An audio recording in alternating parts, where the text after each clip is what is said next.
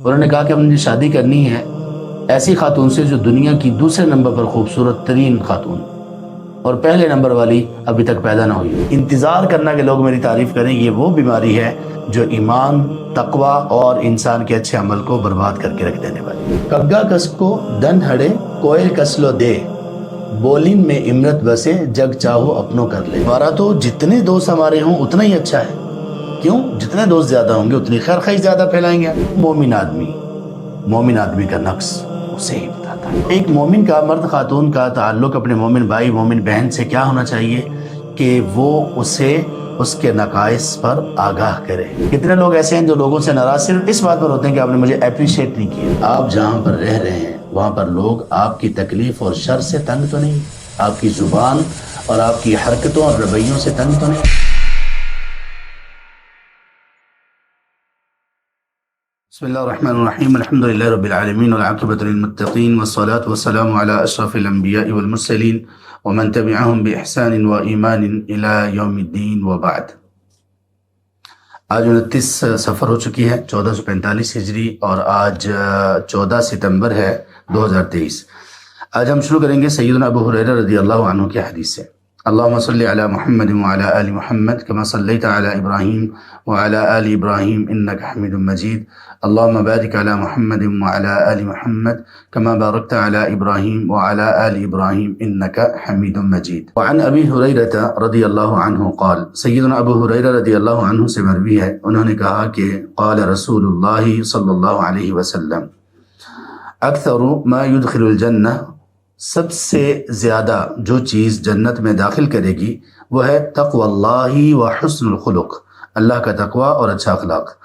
اخرجہ ترمذی وصححہ الحاکم، اس کو امام ترمذی رحمہ اللہ نے تخریج کیا اور امام حاکم رحمہ اللہ نے اس حدیث کو صحیح قرار دیا. اس حدیث میں باب سے اس کی جو مطابقت ہے کہ مکارم اخلاق میں سے جو بہترین اخلاق ہیں، جو پرسنالٹی ڈیولپمنٹ کے جو اصول و ضوابط ہیں، جو کریکٹر بلڈنگ سے متعلق جو تعلیمات ہیں اسلام کی، تو اس حدیث میں دو چیزیں بتائی گئی ہیں جو انسان کی شخصیت کو بطور انسان اور بطور مسلمان بہترین اور انتہائی خوبصورت بنا دیتی ہیں. وہ دو چیزیں کون سی ہیں؟ ایک ہے اللہ کا تقوی اور ایک ہے اچھا اخلاق. اور جناب سیدنا رسول اللہ فداء نفسی ابی و امی و اہلی و مالی صلی اللہ علیہ وآلہ وصحبہ وسلم نے اس بات کو اور ان خوبیوں کو اپنانے کے سلسلے میں انداز کیا اختیار کیا؟ انداز یہ ہے کہ آپ نے فرمایا کہ سب سے زیادہ جو چیز انسان کے، مسلمان کے جنت میں جانے کا باعث بنے گی وہ دو چیزیں ہیں، ایک ہے اللہ کا تقوی اور ایک ہے اچھا اخلاق. یہاں پہ پہلا سوال یہ ہے کہ کیا یہ دو الگ چیزیں ہیں کہ ایک ہی چیز ہے، اور ایک ہی چیز کے آگے ایک برانچ ہے؟ جیسے اللہ کا جو تقوی ہے وہ تو اس کی تعریف یہ ہے کہ اللہ کے احکامات کو بجا لانا، فرما برداری کرنا، اور جن چیزوں سے اللہ سبحانہ وتعالی نے روکا ہے ان چیزوں سے رک جانا، یہ تقوی ہے. اس اعتبار سے حسن اخلاق کا ہمیں حکم دیا گیا ہے اور برے اخلاق سے ہمیں روکا گیا ہے.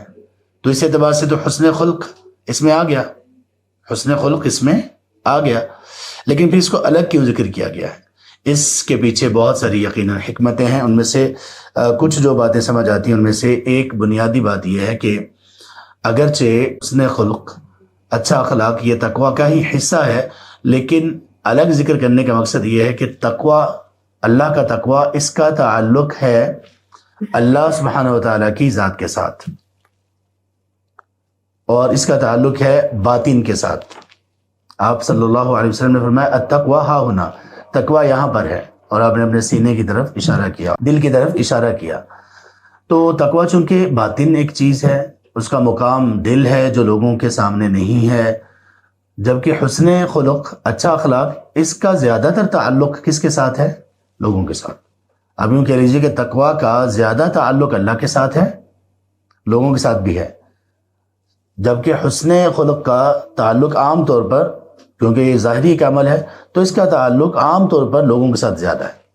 اگرچہ حسن اخلاق میں ہم یہ بھی پڑھ چکے ہیں کہ حسن اخلاق کے جو ایریاز ہیں، جو اس کے میدان ہیں، جو اس کی جہات اور اطراف ہیں، ان میں سے سب سے پہلی جہت اور پہلا ایریا یہ ہے اللہ تبارک و تعالیٰ کے ساتھ حسن اخلاق.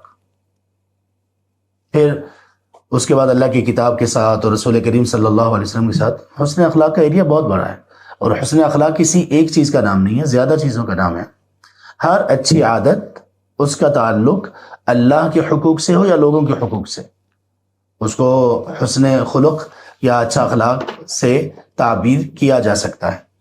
تو اللہ کا تقویٰ یہ ہے کہ انسان اپنے باطن میں اللہ سبحانہ و تعالیٰ کے ساتھ متعلق ہو، اور حسن خلق یہ ہے کہ انسان لوگوں کے ساتھ بھی اچھے سے سلوک کرے، اچھا رویہ رکھے، اور اچھی ڈیلنگ ان کے ساتھ کرے، اور ان کا تعلق ان کے ساتھ بہت اچھا ہونا چاہیے۔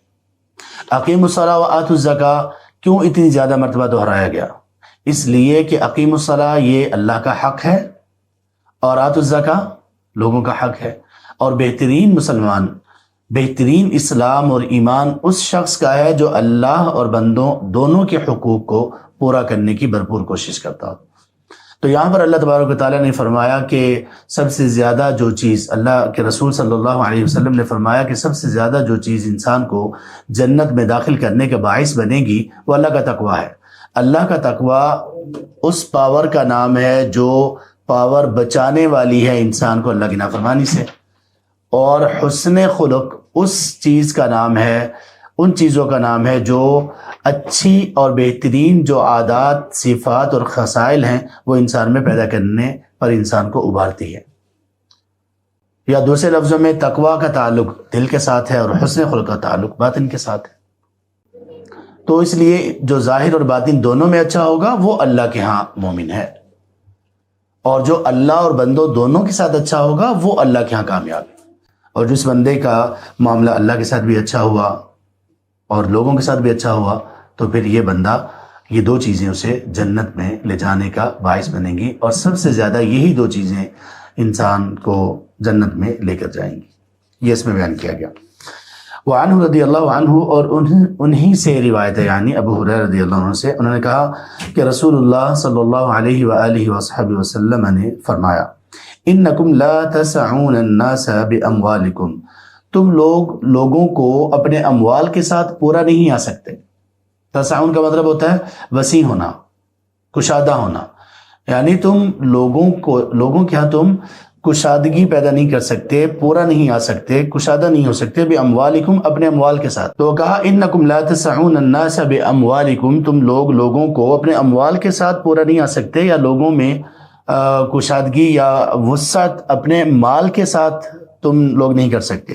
ولیکن لیسعہم بسط الوجہ، لیکن ان کو تمہارا کشادہ چہرہ یہ ان کو پورا آنا چاہیے، یعنی یہ کشادہ ہونا چاہیے، تمہارا چہرے کا کشادہ ہونا یہ ان کے ہاں وسیع ہونا چاہیے۔ وحسن الخلق، اور اچھا اخلاق، یعنی اچھے اخلاق کے ساتھ اور کشادہ چہرے کے ساتھ اب لوگوں کو پورا آ سکتے ہیں، لوگوں میں کے دلوں میں گھر بنا سکتے ہیں۔ اخرج ابو یعلا وصححہ الحاکم، اس کو امام ابو یعلا نے تخریج کیا اور امام حاکم رحمہ اللہ نے اس کو صحیح کہا۔ اس کو کچھ اہل علم نے اس حدیث کو ضعیف کہا ہے سند کے اعتبار سے، تو یہ ضعیف حدیث ہی ہے، کیونکہ اس میں ایک عبداللہ بن سعید المقبری ایک راوی ہیں جو کہ ضعیف ہیں، لیکن معنی کے اعتبار سے یہ بات بالکل ٹھیک ہے، کیونکہ یہ گراؤنڈ ریالٹی کے بالکل مطابق ہے۔ اس کا مطلب کیا ہے کہ تم لوگ اپنے مالوں کے ساتھ لوگوں کو پورا نہیں آ سکتے؟ اس کا مطلب یہ ہے کہ تم مال خرچ کر کے لوگوں کو مال دے کر کبھی بھی ان کے دل میں گھر نہیں کر سکتے۔ کیسے؟ اس طرح سے کہ اگر آپ دو لوگوں کو دیں گے، ایک کو کم دیا تو دوسرا آپ سے ناراض ہو جائے گا، کیونکہ زیادہ تر لوگ ایسے ہی ہیں، وہ بے شک گھر میں رہنے والے لوگ ہوں یا باہر رہنے والے لوگ ہوں۔ اب دیکھیں گھر میں بہن بھائی ہوں، ان کے درمیان بھی وہ حسد پیدا ہو جاتا ہے جو کہ نہیں پیدا ہونا چاہیے۔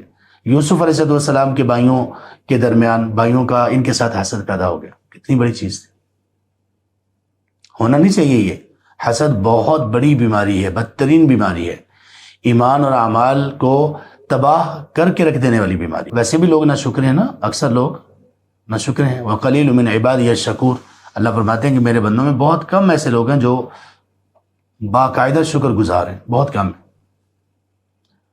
تو انسان اگر کسی کو پیسے دے کر خوش کرنا چاہے تو پیسے دے کر خوش نہیں کیا جا سکتا، پیسے دے کر لوگوں کے دلوں میں گھر نہیں کیا جا سکتا۔ کتنے ایسے لوگ ہیں وہ لوگوں پر پیسہ خرچ کرتے ہیں اور سمجھتے ہیں کہ اب لوگ ہمارے غلام اور گرویدہ ہو گئے ہیں، یہ ایسا نہیں ہوتا۔ دو وجہ سے، ایک وجہ یہ ہے کہ لوگ ناشکرے ہیں، اور ایک یہ وجہ ہے کہ آپ صرف مال خرچ کریں اور اس سے آپ سمجھیں کہ لوگ آپ کی گرویدہ ہو جائیں گے، یہ آپ کا بھی نقص ہے، اس لیے کہ مال آپ خرچ کرتے رہیں اور اخلاق آپ کا اچھا نہ ہو۔ آپ جن پر مال خرچ کرتے ہیں آپ احسان جتلائیں، آپ اس کا تذکرہ کریں ان کو تکلیف پہنچانے کے لیے، آپ ان پر ایک حق جتلانے اور ایک اپنا مقام و مرتبہ اونچا کرنے کے لیے ان پر خرچ کریں، کبھی بھی آپ ان کے دل میں گھر نہیں کر سکتے۔ کتنے لوگ ایسے ہیں وہ ان کو یہ مان ہوتا ہے کہ میں فلاں پہ خرچ کر رہا ہوں تو لہٰذا وہ بہت زیادہ میرا گرویدہ ہو چکا ہوگا، جبکہ اس بندے کا، خرچ کرنے والے کا اخلاق، جس پر وہ خرچ کر رہا ہے اس کا اخلاق ہی اچھا نہیں ہے اس کے ساتھ۔ اللہ تعالیٰ نے فرمایا سورۃ البقرہ میں، یا ایھا الذین آمنوا لا تبطلوا صدقاتکم بالمن والأذی، اپنے صدقات کو احسان جتلا کر اور لوگوں کو تکلیف پہنچا کر باطل نہ کرو، باطل نہ کرو صدقات۔ کیا مطلب؟ اپنے صدقہ کرنے کو برباد نہ کرو، اس کا اجر و ثواب غارت نہ کرو کہ ان کو آپ احسان جتلاؤ یا تکلیف دو۔ تو پھر لوگوں کے دلوں میں گھر کیسے کیا جا سکتا ہے؟ لوگوں کے دلوں میں گھر کرنے کے جو طریقے ہیں ان میں سے ایک خرچ کرنا بھی ہے، ایک طریقہ ہے یہ، لیکن اس سے 100% آپ کو لوگوں کے دلوں میں جگہ نہیں ملے گی۔ تو کیسے، کون سی چیز ہے جو 100% آپ کے خرچ کیے بغیر بھی لوگوں کے دلوں میں جگہ بنا لے گی؟ وہ کیا ہے؟ فرمایا بسط الوجہ وحسن الخلق، کشادہ چہرہ اور اچھا اخلاق۔ کشادہ چہرے سے کیا مراد ہے؟ جب بھی آپ کسی سے ملیں، اپنے مسلمان بھائی اور بہن سے، تو آپ کا چہرہ خوش ہونا چاہیے۔ یہ عمومی حالات ہیں، عمومی بات ہے یہ۔ اور اس کے ساتھ کیا ہونا چاہیے؟ اخلاق بھی اچھا ہونا چاہیے، یعنی آپ کے چہرے پر بھی کشادگی اور خوشی ہو، اور جب آپ اس کے ساتھ کوئی بات کریں، آپ اس کے ساتھ کوئی لین دین کریں، کوئی معاملہ کریں، کوئی سفر کریں، کچھ بھی کریں، تو آپ کا اخلاق، آپ کی عادت، اس کے ساتھ آپ کا رویہ بہت اچھا ہونا چاہیے۔ اگر آپ نے یہ دو چیزیں مینٹین کر لیں تو آپ کی شخصیت میں وہ چیز پیدا ہو جائے گی کہ لوگ آپ کی طرف مائل ہوں گے اور لوگوں کے دلوں میں آپ گھر کر سکیں گے۔ تو یہ دو چیزیں پرسنالٹی ڈیولپمنٹ کے سلسلے میں، یہ دو چیزیں بیان کی گئی۔ کشادہ چہرہ، اب کشادہ چہرہ بنانے میں کیا ہمیں دقت ہوتی ہے؟ ہاں، اگر کسی نے ہم پر ظلم کیا یا کوئی ایسا معاملہ تو وہ اور بات ہے، اس کے ساتھ کیسے ہم نے پیش آنا ہے، لیکن عام طور پر ہمارا لوگوں کے ساتھ چہرہ کشادہ ہونا چاہیے، مسکراتا چہرہ ہونا چاہیے۔ اس کے بعد حدیث وعنہ رضی اللہ عنہ، انہی سے روایت ہے، یعنی ابو ہریرہ رضی اللہ عنہ سے، وہ کہتے ہیں کہ رسول اللہ صلی اللہ علیہ وآلہ وصحبہ وسلم نے فرمایا، المؤمن مرآۃ المؤمن، مومن مومن کا آئینہ ہے۔ اخرجہ ابو داود باسناد حسن، اس کو امام ابو داود رحمہ اللہ نے تخریج کیا حسن سند کے ساتھ، اس کی اسناد حسن ہے۔ یہ بھی ان احادیث میں سے ایک ہے جو جوامع الکلم سے تعلق رکھتی ہیں، یعنی نبی صلی اللہ علیہ وآلہ وصحبہ وسلم کو جو معجزات دیے گئے ان میں سے ایک معجزات یہ تھا کہ آپ نے فرمایا انی اعطیت جوامع الکلم، مجھے اللہ تعالیٰ نے جوامع الکلم عطا کی ہیں۔ اس کا کیا مطلب ہے؟ مطلب اس کا یہ ہے کہ مجھے اللہ تعالیٰ نے چند ایسی باتیں سکھائی ہیں جو انتہائی جامع ہیں، جن کے الفاظ بہت کم ہیں اور معنی بہت ہی وسیع ہے۔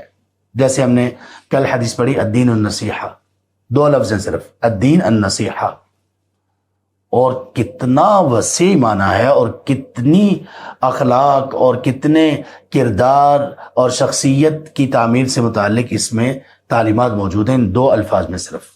پورے دین کی نیچر آپ کو سمجھ آ جاتی ہے، ایک مسلمان کو کیسا ہونا چاہیے یہ آپ کو سمجھ آ جاتا ہے، آپ کے اخلاق اور آپ کے رویے اور ان سب کا جو تعلق ہے، کس کے ساتھ کیا کیا ہونا چاہیے، ساری باتیں ان دو الفاظ میں موجود ہیں۔ اسی طرح یہ حدیث بھی، اس میں تین الفاظ ہیں، المؤمن مرآۃ اخی، مرآۃ المؤمن، ایک حدیث کے الفاظ ہیں مرآۃ اخی المؤمن، مومن اپنے مسلمان بھائی کا آئینہ ہے۔ کیا مطلب ہے؟ یہاں پہ ایک مومن کو، مرد ہو یا خاتون، اس کو دوسرے مومن کے لیے آئینہ قرار دیا گیا، اور یہ آئینے میں پہلی بات اس میں یہ سمجھنے کی یہ ہے کہ ہم آئینہ ان لوگوں کے لیے ہوں گے جن کے ساتھ ہمارا کچھ ملن اور کچھ سے تعلق رہتا ہے، ان کے لیے آئینہ ہوں گے نا، جن کے ساتھ ہم رہتے ہیں یا جن کے ساتھ ہم ملتے ہیں زندگی میں، بھلے ہم ایک مرتبہ ہی کیوں نہ ملیں، لیکن اصل آئینہ ہم ہوتے ہیں ان لوگوں کے لیے، اور ہمیں آئینہ ہونا چاہیے جن لوگوں کے ساتھ ہم رہتے ہیں، جن کے ساتھ ہمارا زیادہ وقت گزرتا ہے۔ پہلی بات تو یہ ہوگی۔ دوسری بات یہ کہ یہ جو کہا گیا کہ مومن کے لیے آئینہ ہے، اس میں ایسی کیا بات؟ اس کو جاننے کے لیے اور اس میں ہمارے لیے کون سی پرسنالٹی ڈیولپمنٹ اور کریکٹر بلڈنگ کی کیا بات ہے اس میں ہمارے لیے، اس کو جاننے کے لیے آئیے دیکھتے ہیں کہ آئینے کی صفات کیا ہیں۔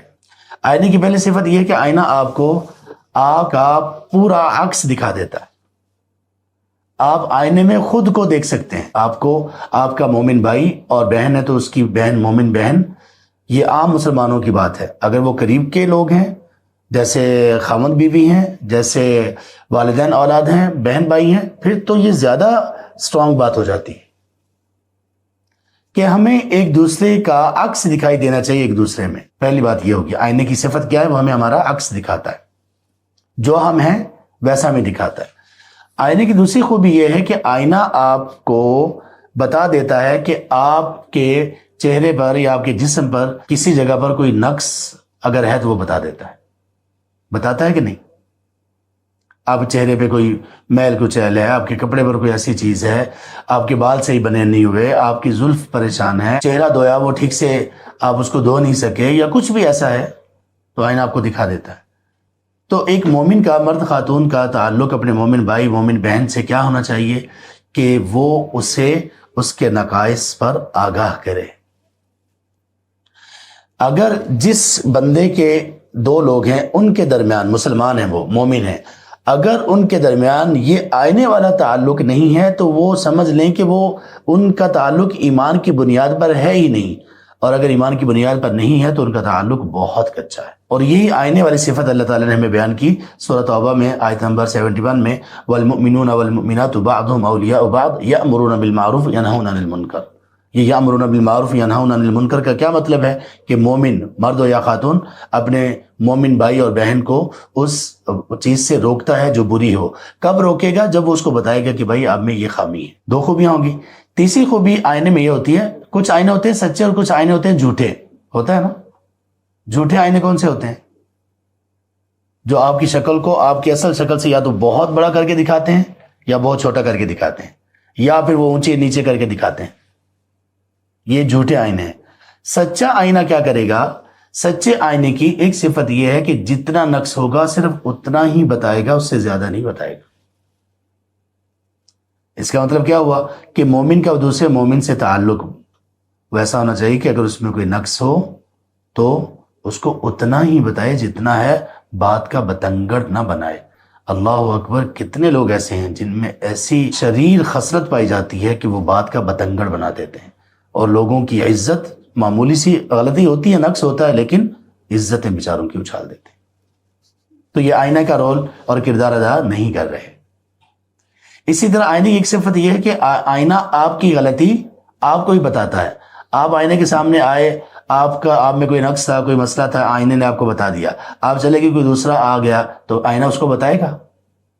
نہیں، آئینہ آپ کو آپ کا نقص آپ کو ہی بتائے گا۔ مومن آدمی کا نقص اسے ہی بتاتا ہے، اسے ہی بتاتا ہے، اس کو بدنام نہیں کرتا، اس کی تذلیل نہیں کرتا، اس کے عیوب کو اچھالتا نہیں ہے، اس کی خامیاں لوگوں کے سامنے بیان نہیں کرتا۔ اور اگر یہی کام وہ کرتا ہے اور وہ اپنے بہت قریبی کے بارے میں کرتا ہے، والدین کے بارے میں، اولاد کے بارے میں، خاوند بیوی کے بارے میں، بیوی خاوند کے بارے میں، تو یہ اپنے گناہ میں اور قباحت میں اور بڑھ جاتے ہیں، ان کی سزا اور زیادہ سخت ہو۔ اسی طرح آئینہ صرف نقائص نہیں بتاتا، خوبیاں بھی بتاتا ہے کہ نہیں؟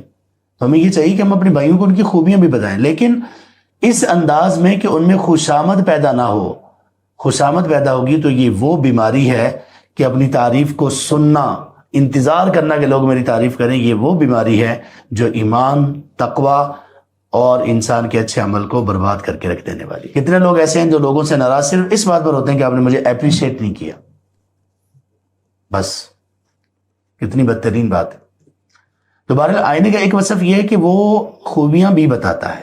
اب خوبیاں بھی بتائیں، لیکن جتنی ہیں اتنی بتائیں، اور اس انداز سے بتائیں کہ اس میں اس کا انداز یہ نہ ہو کہ اس میں تکبر پیدا ہو یا اس میں ریاکاری پیدا ہو، بلکہ اس انداز میں کہ وہ اور اس میں زیادہ ہو، جیسے کہ آپ میں یہ خوبی ہے، اللہ تعالیٰ آپ کو بہت برکت عطا کریں، آپ اس کی حفاظت فرمائیں، آپ اس کا خیال رکھیں۔ جیسے نبی صلی اللہ علیہ وسلم نے کتنے بہترین انداز میں نصیحت کی اپنے صحابی کو، کہا نعم الرجل عبداللہ لو یصلی باللیل، عبداللہ بہت اچھا بندہ ہے، بہت اچھا آدمی ہے اگر رات کو تہجد پڑھا کرے۔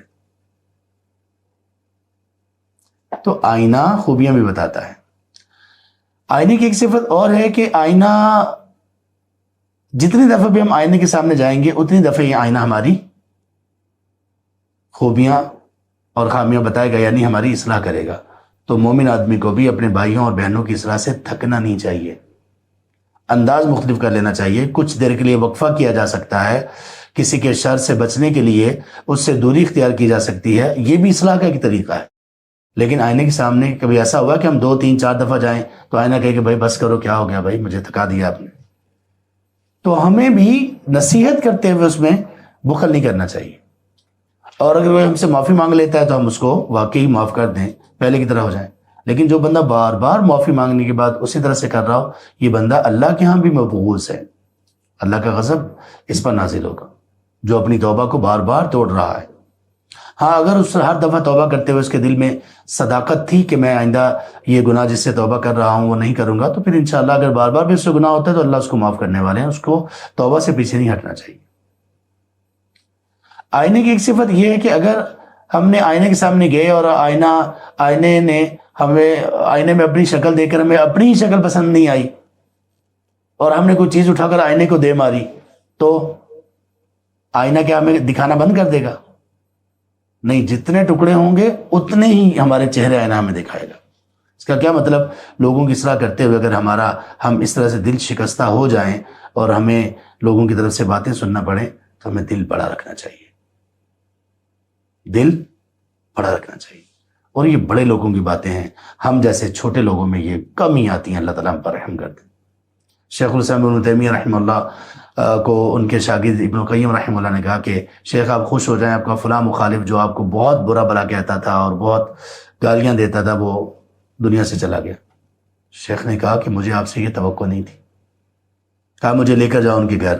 ان کے گھر گئے اور ان کے والدین کو تسلی دی، دلاسا دیا اور کہا کہ میں آپ کے بیٹے کی جگہ یا آپ کے اس فرد کی جگہ میں آپ کے گھر کا مجھے فرد سمجھیں، جب کوئی خدمت ہو تو میں آپ کے سامنے حاضر ہو جاؤں گا اور میں ہر خدمت کے لیے حاضر۔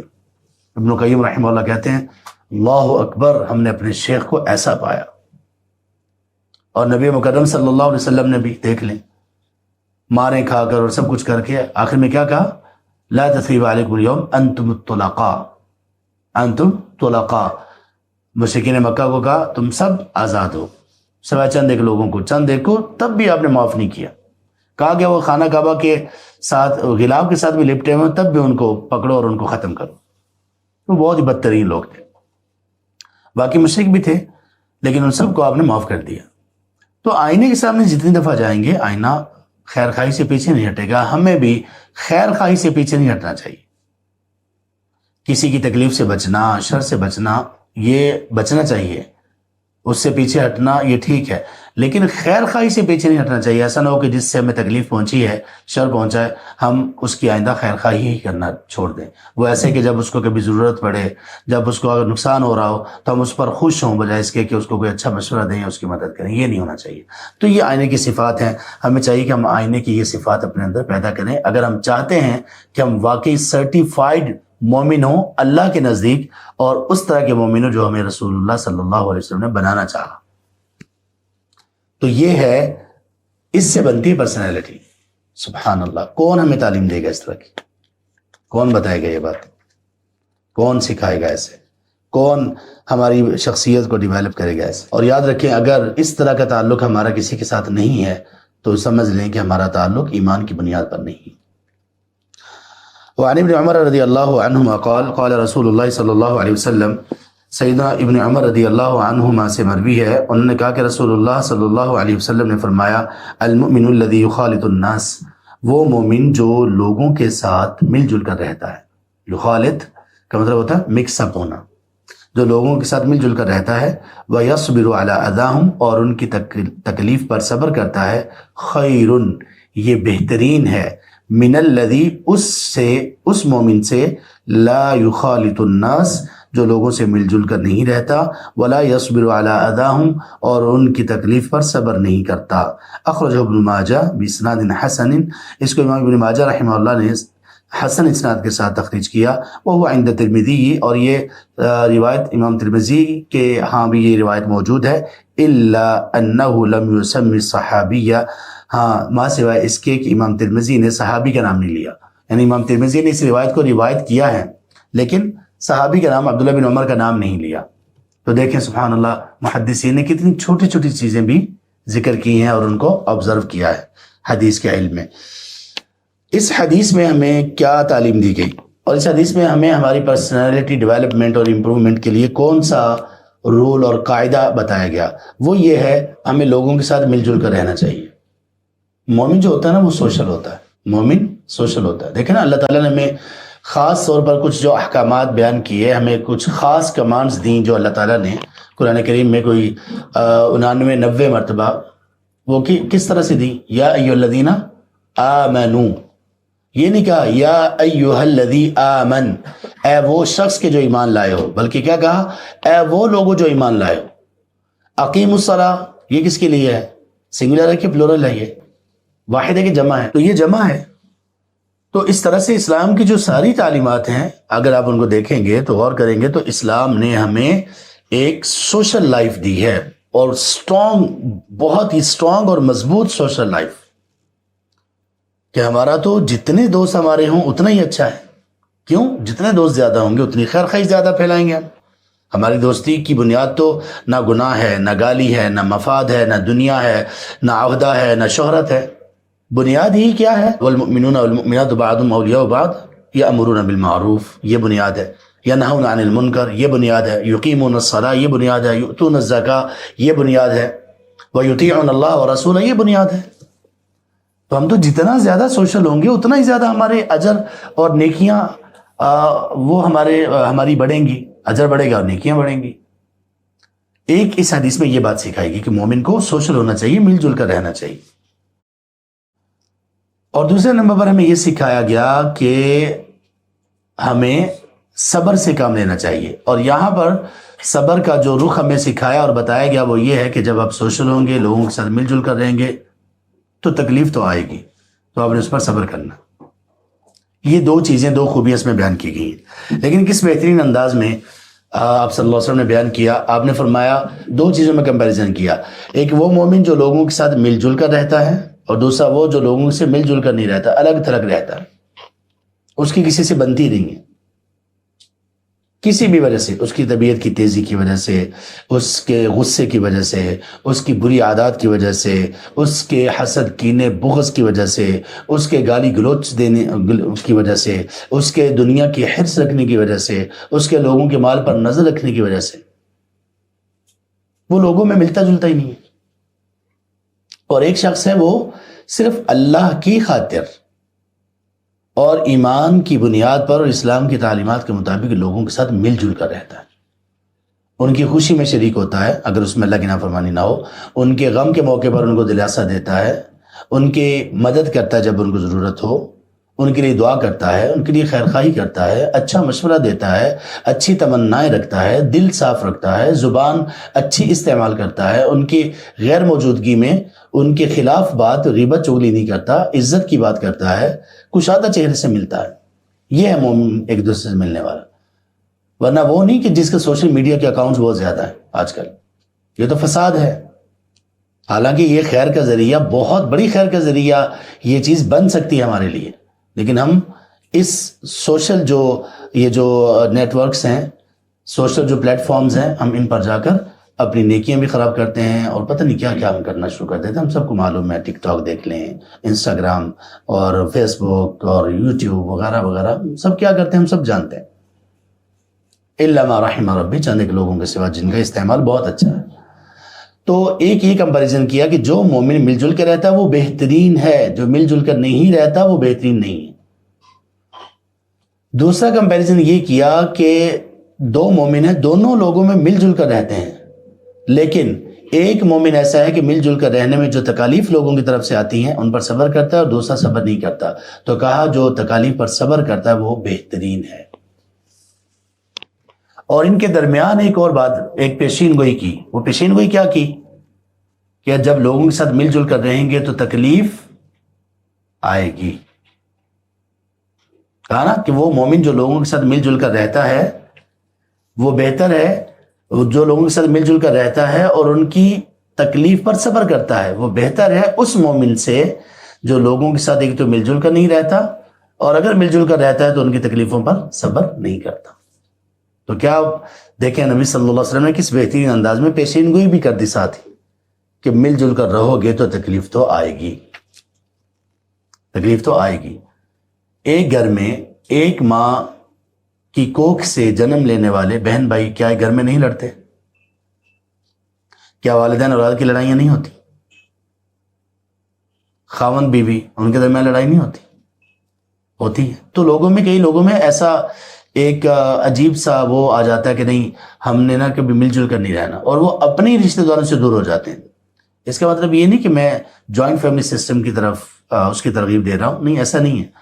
مل جل کر رہنے کا مطلب یہ نہیں ہے کہ ایک ہی جگہ پر آپ سب لوگ رہیں، بلکہ اس کا مطلب یہ ہے کہ آپس کا میل جول اچھا ہو، تعلق اچھا ہو، بات چیت اچھی ہو۔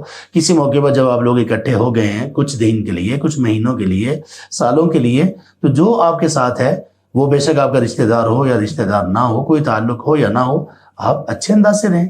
آپ لوگ اسٹڈیز کے لیے جاتے ہیں نا باہر، اپنے گھروں سے باہر جاتے ہیں نا دوسرے شہروں میں یا دوسرے ممالک میں، وہاں پر کچھ لوگ سال ٹھہرتے ہیں، کچھ 2 3 4 سال، کوئی 6 8 10 سال۔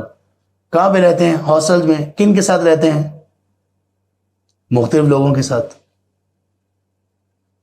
تو وہاں پہ لوگ رہ لیتے ہیں، اپنے گھر میں آ کے لوگوں کے ساتھ رہنے کے لیے تیار نہیں ہوتے، لڑائی جھگڑے سب کچھ۔ تو یہ صفت ہم میں پیدا ہونی چاہیے کہ مل جل کر رہو، اور مل جل کر رہنے میں کیا کرنا ہوگا؟ اخلاق اچھا، کشادہ چہرہ، زبان اچھی، ڈیلنگ اچھی، سب یہ اچھا ہونا چاہیے۔ سمجھ رہے ہیں بات؟ اور لوگوں کی تکلیفوں پر آپ اس پہ چھوڑ دیں یار اس کی طرف سے تکلیف آتی ہے، ایک دفعہ تکلیف آئی چھوڑ دیا، نہیں، برداشت کرو، صبر کرو نا۔ خود آپ تکلیف نہ دیں، دوسرے تکلیف دے رہے ہیں، آپ صبر کریں، خاموش رہیں یا اچھے انداز سے اصلاح کی کوشش کریں۔ اور اگر تکلیف کسی ایسے شخص کی طرف سے آ رہی ہے جس کا آپ اس طرح سے جواب ہی نہیں دے سکتے، پھر تو صبر ہی صبر ہے۔ والدین کی طرف سے اگر تکلیف آ جاتی ہے، اللہ تعالیٰ رحم کرے، صبر ہے۔ خاوند بیوی کی ایک دوسرے کی طرف سے تکلیف آ جاتی ہے اور اب یہ ایک دوسرے کو نہ چھوڑ سکتے ہیں، اگر چھوڑنا نہ چاہیں تو پھر کیا ہے؟ پھر یا تو چھوڑ دیں یا صبر کریں، یا چھوڑ دیں یا صبر کریں، یہی ہو سکتا ہے۔ تو جو مل جل کر رہتا ہے اور تکلیفوں پر صبر کرتا ہے وہ مومن بہت بہتر ہے۔ تو ہمیں یہ مومن کی بلکہ پہچان ہے۔ تو اللہ کے لیے وہ لوگ، وہ بھائی اور بہنیں، وہ مرد حضرات اور خواتین، اللہ کے لیے دیکھیں کہ آپ جہاں پر رہ رہے ہیں وہاں پر لوگ آپ کی تکلیف اور شر سے تنگ تو نہیں، آپ کی زبان اور آپ کی حرکتوں اور رویوں سے تنگ تو نہیں۔ کتنے لوگ ایسے ہیں اللہ کی قسم کوئی بندہ ان کے ساتھ رہنے کے لیے تیار نہیں ہوتا کہ اس کی تکلیف، اس کی شر سے کوئی نہیں بچتا۔ یہ انتہا درجے کے بدترین لوگ ہیں، یقین کر لیجیے۔ اور یہ ایسے لوگ ہیں کہ جن کے بارے میں نبی صلی اللہ علیہ وسلم نے فرمایا جب آدمی فوت ہوتا ہے یا تو وہ راحت پا جاتا ہے، صحیح بخاری میں حدیث ہے، مستریحن اور مستراحن عنہ، یا تو وہ راحت پا جاتا ہے دنیا کی تکالیف غموں اور سب سے راحت پا جاتا ہے، یعنی یہ وہ مومن ہے جس کا انجام اچھا ہو گیا۔ اور فرمایا یا کچھ لوگ ایسے ہوتے ہیں کہ جن سے لوگ راحت پا جاتے ہیں کہ شکر ہے جان چھوٹی اس بندے سے، اگرچہ کوئی زبان سے نہ کہے۔ ایسے کوئی بدترین لوگ بھی ہوتے ہیں کہ لوگ ان سے نجات پا جاتے ہیں۔ تو ہم دیکھیں کہ کہیں ہم ایسے تو نہیں۔ اس باب کی آخری حدیث ہے، رسول کریم صلی اللہ علیہ وسلم نے فرمایا، سیدنا عبداللہ ابن مسعود رضی اللہ عنہ وہ بیان کرتے ہیں کہ فرمایا رسول اللہ صلی اللہ علیہ وسلم کا فرمان ہے، اللہم اے اللہ کما احسنت خلقی، جیسے آپ نے میری تخلیق اچھی کی، اچھی تخلیق فرمائی، میری مجھے اچھی طرح سے پیدا کیا، یعنی ایک حسین تخلیق مجھے دی، فحسن خلقی، اسی طرح سے اے اللہ میرے اخلاق کو بھی اچھا بنا دے، یا دوسرے لفظوں میں اے اللہ جیسے آپ نے میری تخلیق کو خوبصورت بنایا، میرے جسم کو، میرے جسم کی بناوٹ اور یہ اعضاء کا جوڑنا اور یہ ساری صلاحیتیں وغیرہ اور شکل و صورت جیسی بھی اللہ تعالیٰ نے دی، جو بھی جس کی شکل اور صورت ہے وہ اللہ نے بنائی ہے اور اللہ کو پسند ہے۔ تو اے اللہ جیسے آپ نے میری تخلیق کو، میرے جسم کو خوبصورت بنایا، اے اللہ میرے اخلاق کو بھی حسن عطا کر دے۔ رواہ احمد وصححہ ابن حبان، اس کو امام احمد رحمہ اللہ نے روایت کیا اور امام ابن حبان رحمہ اللہ نے اس کو صحیح قرار دیا۔ یہ حدیث بھی ضعیف ہے، لیکن اس کا معنی اس کا یہ دعا کی جا سکتی، کیونکہ دعا تو اچھی ہے نا، کہ اے اللہ جیسے آپ نے تخلیق میری اچھی کی، اب تخلیق تو ہماری اچھی ہے، لقد خلقنا الانسان فی احسن تقویم، تو جیسے اے اللہ آپ نے میری تخلیق، میرا جسم اچھا بنایا، اے اللہ میری ریکویسٹ آپ سے، میری درخواست یہ ہے کہ اللہ میرے اخلاق کو بھی اچھا بنا دے۔ اس سے پتہ یہ چلا کہ اصل جو خوبصورتی ہے وہ انسان کے اخلاق کی ہے، اصل جو چیز ہمیں خوبصورت بناتی ہے وہ ہمارا اخلاق ہے، وہ ہمارا اخلاق ہے، وہ ہمارا جسم نہیں ہو سکتا۔ بھلے ہمارا جسم بہت خوبصورت ہو، شکل بہت خوبصورت ہو، جسم بہت زیادہ اٹریکٹیو ہو، جسم بہت زیادہ بہترین ہو، مسلز خوب بنے ہوئے ہوں، اور آدمی کے سکس پیکس، سکس کے بجائے زیادہ بھی کر لو بھلے، وہ بنے ہوئے ہوں یا کم ہو، یا انسان بہت تیز دوڑنے والا ہو، بہت اچھی گفتگو کرنے والا ہو، اٹریکٹیو ہو، اس کا کمیونیکیشن جو سکلز اس کے ہیں، واللہ ان سب چیزوں کے ساتھ انسان خوبصورت نہیں ہوتا۔ خوبصورت کیسے ہوتا ہے؟ اچھے اخلاق کے ساتھ۔ کتنے ایسے دنیا میں خوبصورت چہرے ہیں کہ جو زہر لگتے ہیں، اور کتنے دنیا میں ایسے چہرے ہیں جو رنگت میں بے شک کالے ہوں گے، شکل و صورت اتنی زیادہ خوبصورت نہیں ہوگی، لیکن دل میں ایسے سما جاتے ہیں، ان کی محبت دل میں ایسے اتر جاتی ہے کہ کبھی وہ انسان اپنے ذہن سے اور اپنی نظروں سے کبھی ان کو بلا ہی نہیں سکتا، اتار ہی نہیں سکتا۔ یہ کون لوگ ہیں؟ جو اخلاق کے اچھے ہیں، جو اخلاق کے اچھے ہیں، سبحان اللہ، جن کا کردار اچھا ہے۔ اور اخلاق میں کیا چیزیں آتی ہیں؟ انسان کی زبان ہے، انسان کے الفاظ ہیں، اور انسان کے افعال ہیں، خاص طور پر انسان کی زبان ہے۔ اصل خوبصورتی یہ ہے۔ اب دیکھیں کتنے لوگ ایسے ہیں، انہوں نے کہا کہ ہم نے شادی کرنی ہے ایسی خاتون سے جو دنیا کی دوسرے نمبر پر خوبصورت ترین خاتون، اور پہلے نمبر والی ابھی تک پیدا نہ ہوئی ہو، ہم نے ایسی خاتون سے شادی کرنی، اور کر لیتے ہیں۔ یہ ویسے بات نہیں میں بتا رہا ہوں، میں ایسے لوگ گنوا سکتا ہوں آپ کو۔ شادی کر لی، اس کے بعد اللہ کی قسم چند مہینوں اور سالوں کے بعد وہی خوبصورت ترین عورت اس کو ڈائن اور چڑیل لگتی ہے، اور وہ کہتا ہے زبان سے، اللہ، گوری رنگت میں کچھ نہیں ہے، خوبصورت چہرے میں نہیں ہے اٹریکشن۔ اٹریکشن کس میں ہے؟ آپ کے اخلاق میں۔